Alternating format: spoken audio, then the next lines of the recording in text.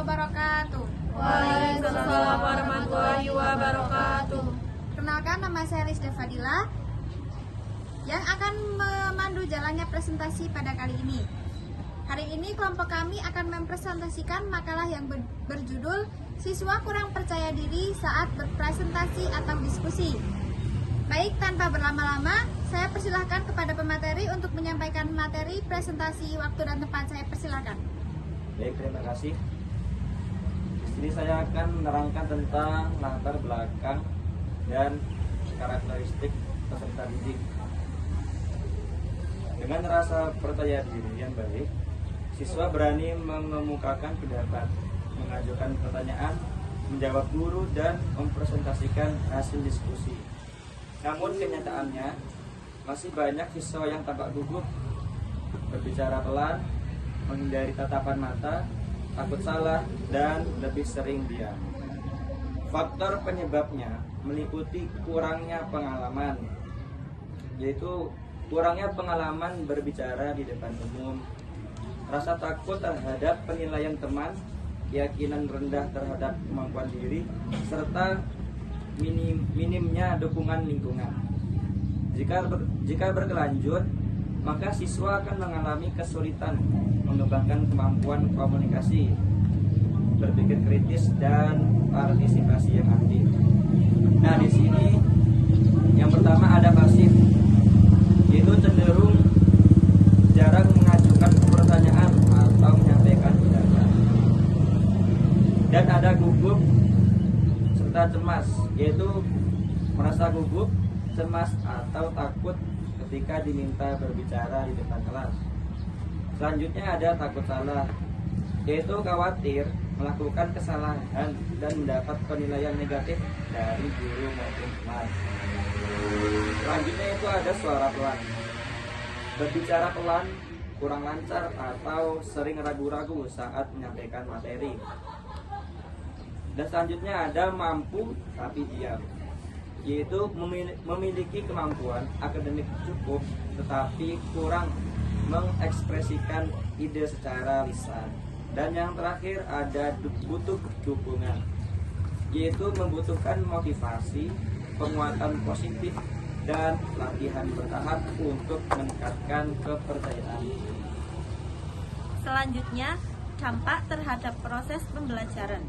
Kurangnya kepercayaan diri berdampak signifikan terhadap pembelajaran. Siswa cenderung pasif, enggan bertanya dan menjawab, sehingga interaksi guru siswa dan antar siswa tidak optimal. Suasana kelas tidak berlangsung aktif dan komunikatif. Siswa yang gugup kesulitan menyampaikan ide secara runtut, berbicara pelan, atau memilih diam meski memahami materi.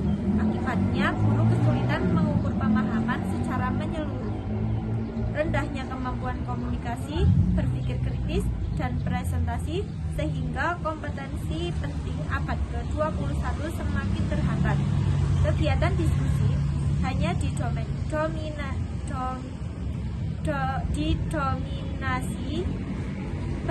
beberapa siswa percaya diri, sementara yang lain menjadi pendengar. Tujuan student-centered learning tidak tercapai maksimal. Jangka panjang, siswa berisiko mengalami hambatan akademik dan sosial. Selanjutnya, teori perkembangan kognitif. Menurut Piaget, perkembangan berpikir berlangsung bertahap melalui 4 tahap, yaitu sensorimotor, praoperasional, operasional konkret, dan operasional formal. Siswa remaja umumnya telah memasuki tahap operasional formal, di mana mereka mampu berpikir logis, abstrak, kritis, menganalisis masalah, dan menyusun solusi berdasarkan penalaran.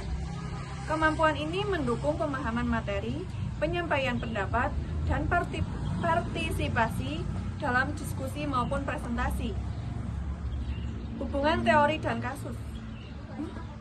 Siswa yang kurang percaya diri sebenarnya telah memiliki kemampuan kognitif yang memadai untuk memahami materi dan mengembangkan gagasan. Namun, mereka masih terhambat dalam mengungkapkan pemikiran secara lisan. Kemampuan intelektual belum diikuti keberanian dan kepercayaan diri berkomunikasi.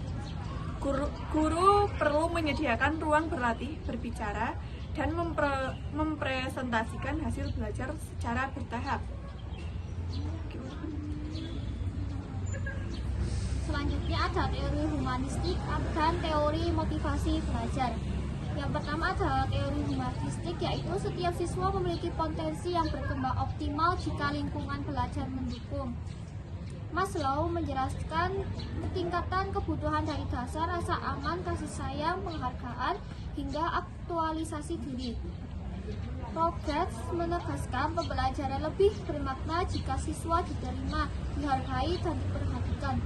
Rendahnya keberanian berbicara dipengaruhi belum terpenuhinya kebutuhan rasa aman dan penghargaan. Siswa takut, salah, atau khawatir tanggapan negatif. Guru perlu membangun suasana positif, memberi apresiasi, dan mendorong siswa berani menyampaikan pendapat tanpa takut dihakimi. Yang kedua ada teori motivasi belajar, yaitu motivasi adalah dorongan untuk melakukan aktivitas dan mencapai tujuan. Motivasi muncul dari dalam atau keinginan berhasil maupun luar atau dukungan guru, penghargaan, lingkungan kondusif. Siswa kurang percaya diri dikaitkan dengan rendahnya motivasi tampil di depan kelas, takut salah, kurang yakin, khawatir, tanggapan negatif. Guru perlu membangun motivasi melalui dorongan, penguatan positif, penghargaan atas usaha, dan suasana nyaman agar siswa terdorong berani berbicara dan berpartisipasi. Selanjutnya ada desain solusi atau cooperative learning. Tujuan pembelajaran, siswa tidak hanya memahami materi PAI, tetapi berani menyampaikan pendapat, aktif diskusi, dan percaya diri berbicara di depan teman. Guru menggunakan modul cooperative learning dengan metode diskusi dan presentasi. Siswa berdiskusi dalam kelompok kecil terlebih dahulu agar siap dan percaya diri sebelum tampil di depan kelas. Seperti media PowerPoint, video pembelajaran, gambar, dan lembar kerja siswa. Selanjutnya ada landasan Al-Quran dan Hadis. Hadis Nabi SAW, riwayat Muslim nomor 2664 menjelaskan bahwa mukmin yang kuat lebih baik dan lebih dicintai Allah daripada mukmin yang lemah. Bersemangatlah pada hal yang bermanfaat. Mintalah pertolongan kepada Allah dan jangan bersikap lemah. Rasa percaya diri, keberanian, dan semangat belajar merupakan bagian dari kekuatan mental yang perlu dikembangkan setiap peserta didik. Solusi yang dirancang atau motivasi, latihan beserta presentasi bertahap, penguatan positif, pembelajaran kooperatif, dan suasana kelas yang aman selaras dengan Quran Surah Al-Imran ayat 139 yang mendorong tidak merasa lemah, serta hadis yang mengajarkan pentingnya menjadi pribadi kuat dengan keyakinan terhadap kemampuan diri. Yang selanjutnya nilai-nilai karakter Islami yang dikembangkan. Melalui pembelajaran dan solusi yang diterapkan, 7 nilai karakter Islami diharapkan tumbuh pada peserta didik, mulai dari kepercayaan diri hingga pantang menyerah dalam mengembangkan kemampuan berbicara di depan umum. 7 nilai karakter yang diharapkan, yang pertama siqah bin nafs, yaitu percaya diri, berani menyampaikan pendapat.